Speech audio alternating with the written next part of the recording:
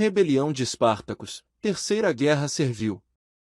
A revolta dos gladiadores de Espartaco continua sendo a de maior sucesso na história romana. Conhecida como Terceira Guerra Servil, ocorreu entre 73 e 71 a.C. e também foi conhecida como Guerra dos Gladiadores e Guerra de Espartaco. A Terceira Guerra Servil foi única porque representou uma séria ameaça ao coração de Roma, à medida que mais e mais escravos se rebelavam contra o exército romano e continuavam a triunfar, sendo a última de uma série de revoltas de escravos contra a República Romana. Início da vida e escravidão. Espartaco, ou Spartacus, nasceu na Trácia, região onde hoje estão localizadas a Grécia, a Bulgária e partes da Turquia. Espartaco tornou-se escravo depois de servir no exército romano e possivelmente ter desertado. Ele foi capturado pelo exército romano e vendido como escravo em Capua para Lentulus Batiatus, que era um ex-soldado e gladiador que ganhava vida como lanista, comerciante e treinador de gladiadores. As lutas de gladiadores eram apreciadas pelo povo romano e caracterizavam-se pela beligerância e violência contra os povos conquistados. Spartacus era um desses gladiadores. Mas, ao contrário de muitos, Spartacus não aceitou a humilhação e a violência contra os escravos e lançou assim uma rebelião. O início da revolta. Em 73 a.C., Espartaco e outros gladiadores traçaram um plano para escapar do complexo de Capua e marchar para o norte. O esquema também incluía outros 200 gladiadores, mas com tantos envolvidos, não foi surpresa que tenham sido denunciados às autoridades. Quando o plano foi revelado, cerca de 70 homens invadiram a cozinha do complexo, armados com facas e espetos, e assassinaram treinadores e administradores. Libertados, encontraram mais armas, além de carroças, e fugiram para o campo, acampando em algum lugar na encosta do Monte Vesúvio. O grupo elegeu Spartacus, Enomau e Crixus como líderes, mas fontes antigas indicam que Spartacus logo se tornou comandante supremo. A primeira resposta de Roma. A notícia da rebelião se espalhou rapidamente e muitos escravos das fazendas vizinhas juntaram-se a eles. O Senado romano considerou o assunto mais um inconveniente do que uma ameaça real e enviou um destacamento de recrutas sob o comando do jovem general Caio Cláudio Glabrio para tratar do assunto. Glabrio cercou os fugitivos em um acampamento nas montanhas, forçando-os a sucumbir quando os suprimentos acabassem.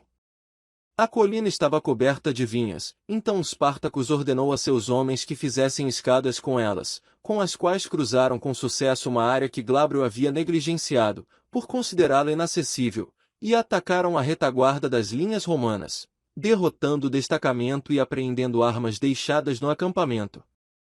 Um novo destacamento foi enviado contra os escravos, tendo à frente Públio Varinius, que decidiu espalhar suas forças, talvez na esperança de surpreender e esmagar os inimigos de ambos os lados.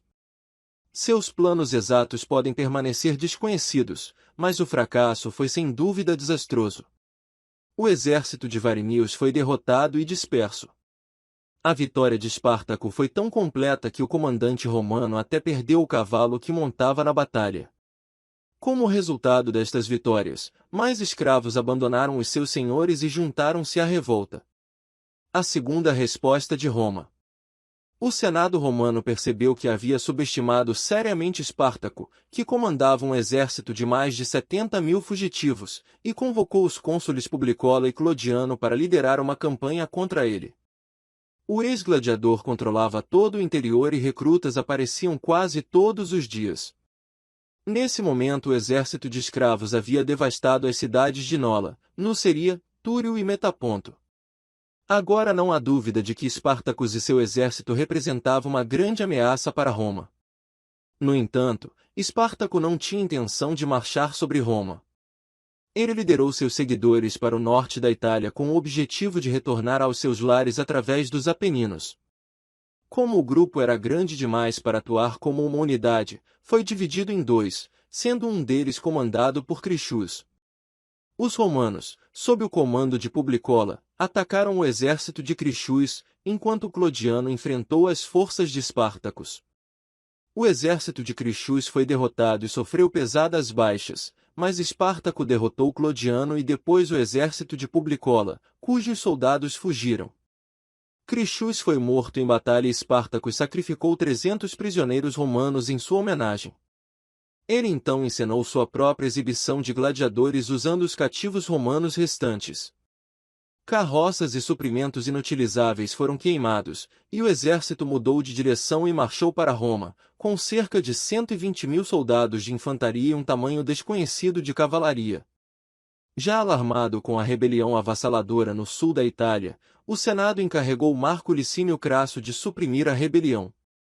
Crasso primeiro puniu a derrota da legião com massacres, os soldados foram sorteados e 1/10 foi morto.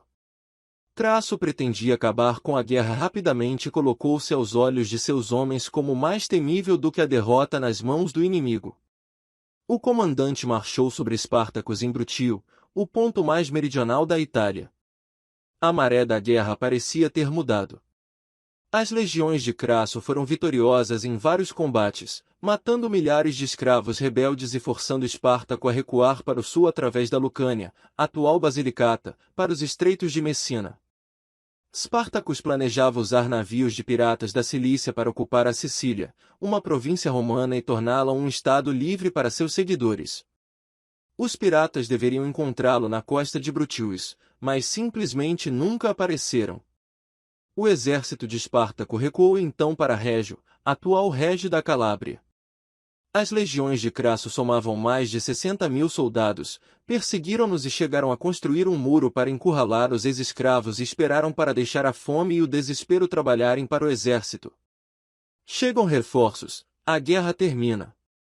No entanto, o Senado romano acreditou que Crasso não tinha agido com rapidez suficiente e convocou o vencedor espanhol e famoso general Pompeu. Crasso então foi forçado a intensificar seu ataque para derrotar Espartaco antes que Pompeu pudesse roubar sua glória.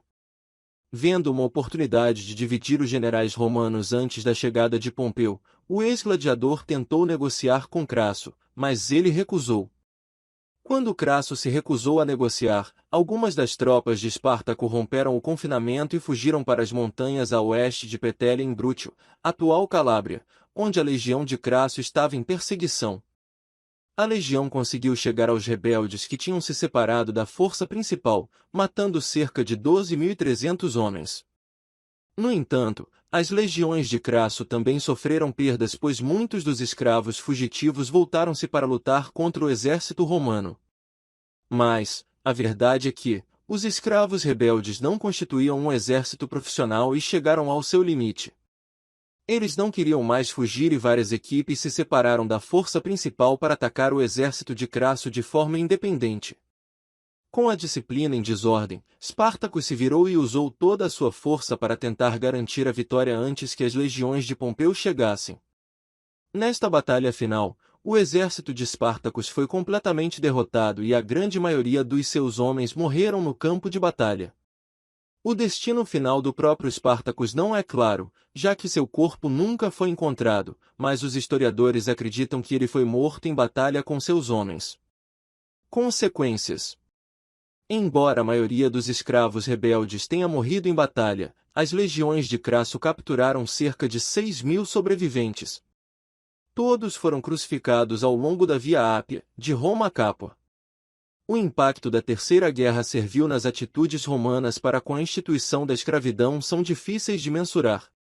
Mas não há dúvida de que o status e os direitos legais dos escravos romanos também começaram a mudar a partir desse evento. E aí? Aprovou esse vídeo?